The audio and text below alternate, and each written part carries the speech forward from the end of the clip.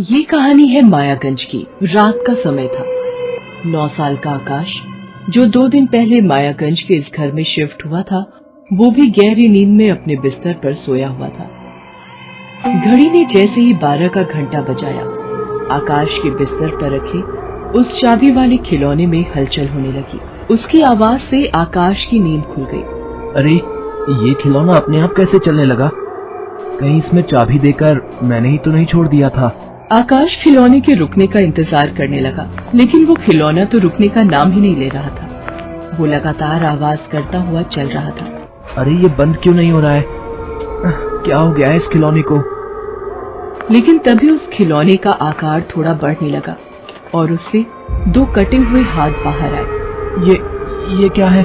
ये खिलौना इतना बड़ा कैसे हो गया? और ये कटे हुए हाथ। मम्मी, पापा, मुझे बचाइए, बचाइए मुझे।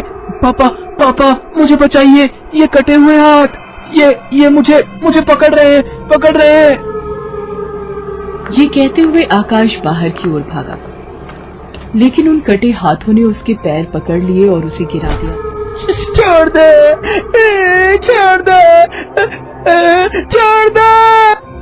उसकी मम्मी शोभा और पापा देवेश, जो दूसरे कमरे में सोए हुए थे, उन्होंने जब उसकी आवाज सुनी तो भागते हुए उसके कमरे में आए। आकाश ने जब उन्हें देखा तो पापा, मुझे बचाइए। ये कटे हुए हाथ, ये मुझे पकड़ रहे हैं। आकाश का डरा हुआ चेहरा और उसकी हालत देखकर उसके मम्मी पापा शॉक्ड रह गए। आकाश, ये तुम क्या बोल रहे हो? कौन सा कटा हाथ? मम्मा, वो कटे हुए हाथ इस चाबी वाले खिलौने से निकले थे। उन्होंने मेरा पैर पकड़ लिया था।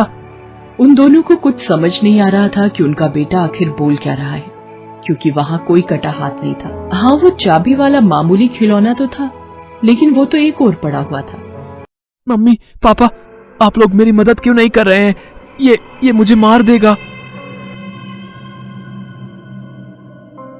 ये कहकर आकाश चीखता हुआ बेहोश हो गया। पूरी रात वो बेहोश रहा।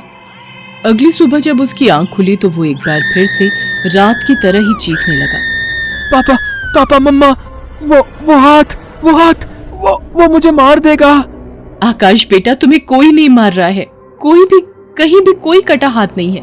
तुमने जरूर कोई भयानक सपना देखा है और उसी की बात तुम्हें बार बार याद आ रही है। नहीं माँ, वो सपना नहीं था, वो सच था। सच, वो खिलौना वो बहुत बड़ा हो गया था और उससे 2 कटे हाथ निकले थे। बेटा, भला बेजान खिलौनों से कोई हाथ कैसे निकल सकता है और वो कैसे बड़ा हो सकता है? वो देखो, वो छोटा सा खिलौना तो वहां पड़ा है।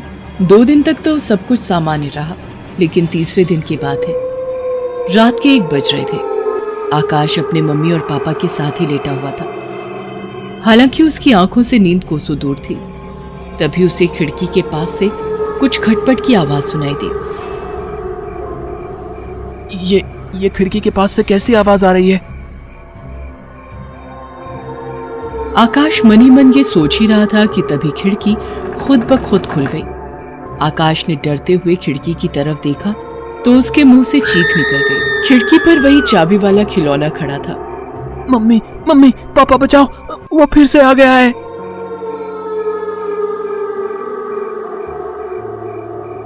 आकाश की चीख सुनकर एक बार फिर से उसके मम्मी पापा जाग गए। आकाश अपनी माँ के गले से लग गया और कांपने लगा। मम्मी, वो फिर आ गया है। वो देखो, वो खड़ा है खिड़की पर। अरे, कौन आ गया बेटा? कौन खड़ा है खिड़की पर? मम्मी, वो चाबी वाला खिलौना, वो देखो, उसके कटे हुए हाथ मेरी तरफ बढ़ रहे हैं। बेटा, खिड़की तो बंद है, वहां कोई नहीं है। देखो ना, वहां कोई नहीं है। लेकिन आकाश ने अपने पिता के बार बार कहने के बाद भी खिड़की की ओर नहीं देखा। थोड़ी देर बाद वो बेहोश हो गया। अब तो हर दूसरे दिन आकाश ऐसी ही हरकतें करने लगा। उसके माता पिता बहुत परेशान हो गए। मुझे समझ नहीं आ रहा है कि आकाश को किसकी नजर लग गई है। अच्छा भला बेटा था हमारा, जब तक हम यहाँ शिफ्ट नहीं हुए थे। यहाँ शिफ्ट होने के दूसरे दिन से उसके साथ ये सब होना शुरू हो गया है।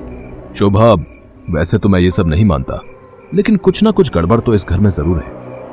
तभी मुझे ये घर इतने सस्ते में मिला, नहीं तो भला इस लोकेशन में इतना सस्ता मकान कैसे मिलता? देवेश, मैं कल के कल उस तांत्रिक को यहाँ बुलवाती हूँ जो बहुत पहुंचे हुए हैं। अब वही देखेंगे कि आखिर इन सब बातों की वजह क्या है। तांत्रिक अगले दिन उनके घर आया, लेकिन जैसे ही तांत्रिक आकाश के कमरे में जाने लगे तभी उन्हें एक साया आकाश के कमरे से निकलते हुए दिखा। हालांकि वो साया सिर्फ उन्हें ही दिखा था। तांत्रिक आकाश के पास गए। देख, मैंने तुझे देख लिया है। तू सामने आ और बता, क्यों तू इस बच्चे को परेशान कर रही है? आ सामने, सामने आ। लेकिन कोई भी बुरी शक्ति या आत्मा वहां नहीं आई। कौन है? कौन है वो जो मेरे बेटे को परेशान कर रही है? तांत्रिक ने उसकी बात का कोई जवाब नहीं दिया। वो बस जमीन की ओर देखते रहे और कुछ सूंघने की कोशिश करने लगे। अचानक उन्होंने आकाश के पापा से कहा, फावड़ा, फावड़ा लेकर जल्दी से आइए और यहाँ की खुदाई करिए। आकाश के पापा भागकर फावड़ा लेने गए। इस बीच तांत्रिक ने आकाश की मां से 12 नींबू लाने को कहा और फिर उन्होंने उन नींबुओं को लाल रंग से रंग दिया। तब तक आकाश के पापा फावड़ा लेकर आ गए थे। उन्होंने तांत्रिक के कहे अनुसार वहां खुदाई शुरू कर दी। जैसे जैसे वो खुदाई करते, तांत्रिक एक एक नींबू उसमें डालते जाता। अचानक उन्हें जमीन में 2 कटे हुए हाथ दिखाई दिए। गड्ढे में वो चाबी वाला खिलौना भी उन्हें दिखा। आकाश के मम्मी पापा उस खिलौने और कटे हुए हाथ को देखकर शॉक्ड रह गए। उसके बाद तांत्रिक ने 12वें नींबू पर जोर से फूंक मारी और उसे गड्ढे में डालते हुए कहा, बस अब रोक दीजिए, अब नहीं करिए खुदाई। उसके बाद वहां किसी औरत की हंसी की आवाज आने लगी।